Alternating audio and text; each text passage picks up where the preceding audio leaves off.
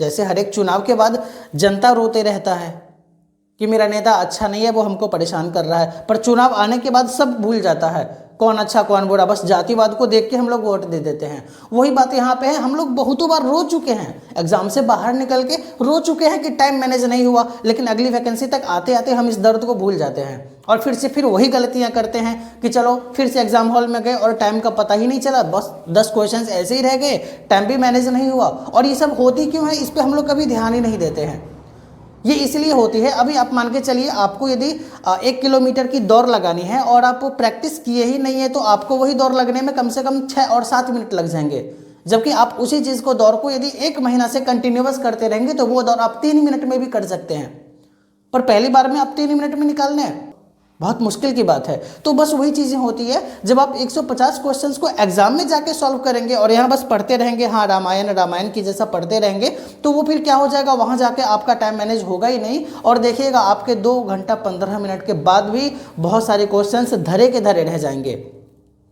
तो इसीलिए एकदम सेट कर लीजिए दिमाग में, जैसे रोज खाना जरूरी है, पानी जरूरी है, उसी तरह का एक सेट मारना तो रोज जरूरी है। वो मेरे टाइम को बतलाएगा कि हम कितना टाइम में सेट मार सकते हैं, 2 घंटा 15 मिनट में हम कितना क्वेश्चंस बनाए और कितना रह गया, उसी से आप पता कर पाएंगे कि आपका साइंस का पोर्शन कैसा जा रहा है, आपका मैथ्स का पोर्शन कैसा जा रहा है और बाकी चीज़ों। क्योंकि दोस्तों ये जो 150 क्वेश्चंस पूछे जाते हैं, जो केवल 2 घंटा 15 मिनट, बहुत कम टाइम मिलेगा आपको वहाँ पे। अभी लगता है कि 2 घंटा 15 मिनट में हम उस चीज़ को, लेकिन जब आप एग्जाम हॉल में जाएंगे तो 2 घंटा 15 मिनट कैसे यूं चुटकियों में निकलेगा और बाकी के क्वेश्चंस ऐसे ही धरे के धरे रह जाएंगे। तो आपको समझ में आएगी, जब आप बाहर निकलेंगे तो फिर रोते रहेंगे हर एक एग्जाम की तरह। इसलिए कतई लापरवाही मत कीजिए। यदि आपको 2024 में एक सीट पक्का करना है तो तैयारी को अभी से शुरू कर दीजिए। ये मत सोचिए कि हमारे पास बहुत कम टाइम बचा है, ये सोचिए कि जो टाइम बचा है उस टाइम में हम खुद को उस लेवल तक कैसे ले जाएं कि हम भी 204 बच्चों को मात देके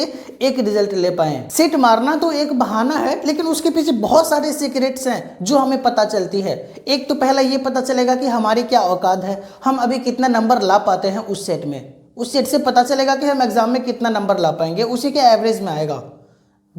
दूसरी बात, उस सेट के यदि आप साइंस के पोर्शन को उठाइए, उसमें जो 25 साइंस पूछे जाएंगे, उस 25 साइंस में आप कितना साइंस बना पाए हैं, आप 10 साइंस बना पाए हैं, 12 बना पाए हैं या 5 बना पाए हैं। तो एक आपको स्पेशल सब्जेक्ट वाइज आपकी कमी आपके सामने झलकेगी कि साइंस में मेरा 10 ही बना है, मतलब साइंस में अभी भी 15 क्वेश्चन छूट रहे हैं, मतलब साइंस के बहुत सारे चैप्टर्स को अभी कमांड करना है। इसी तरह आप जीके और मैथ रीजनिंग को भी ले सकते हैं। तो सेट मारने से वो चीज पता चलेगी। दूसरी बात, जब आप सेट मार रहे हैं सुबह में, तो सेट मारने के लिए आप सेट मारने के बाद उसके सारे क्वेश्चंस को एक्सप्लेनेशन करना बहुत जरूरी है, क्योंकि जब तक आप एनालिसिस और एक्सप्लेनेशन नहीं करेंगे तो वो सेट मारने का कोई रिजल्ट आपके सामने नहीं आएगा।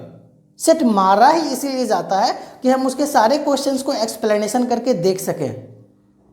हम एक क्वेश्चन यदि आपसे पूछ दिया जाए कि आप बताइए नींबू का पीएच वैल्यू क्या होता है, और वो हम यदि बाय मिस्टेक गलती मार दिए हैं, तो नींबू का पीएच वैल्यू के साथ साथ अब हम साइंस के उस टॉपिक में जाएंगे, यहाँ नींबू के पीएच वैल्यू के साथ साथ और सारे पीएच वैल्यू दिए हुए हैं, जहाँ पे रक्त का दिए हुए हैं, जहाँ पे यूरिन का दिया हुआ है, जहाँ पे साधारण जल का दिया हुआ है। तो जहाँ पे मोस्टली सारे पीएच वैल्यू का मान दिया हुआ है, हम सारा पीएच वैल्यू यदि हम याद कर लेते हैं तो फिर अगली बार पानी का पूछे या नींबू का पूछे या दही का पूछे या टमाटर का पूछे, हम हर किसी का मार के आ जाएंगे।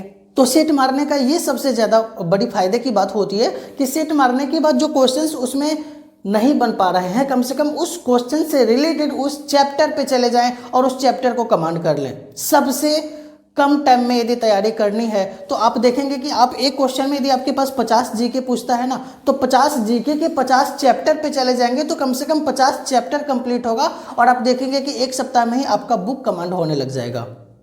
क्योंकि एक सप्ताह में आप 7 सेट मारेंगे और 7 सेट मारने के बाद आपको 50 क्वेश्चन के हिसाब से 350 क्वेश्चन बन जाएंगे और 350 चैप्टर पे आप जाएंगे। जब आप ऐसे करके करेंगे तो दूसरा सप्ताह का जो क्वेश्चन आएगा ना, वो आपके किसी न किसी चैप्टर से टैली कर जाएगा।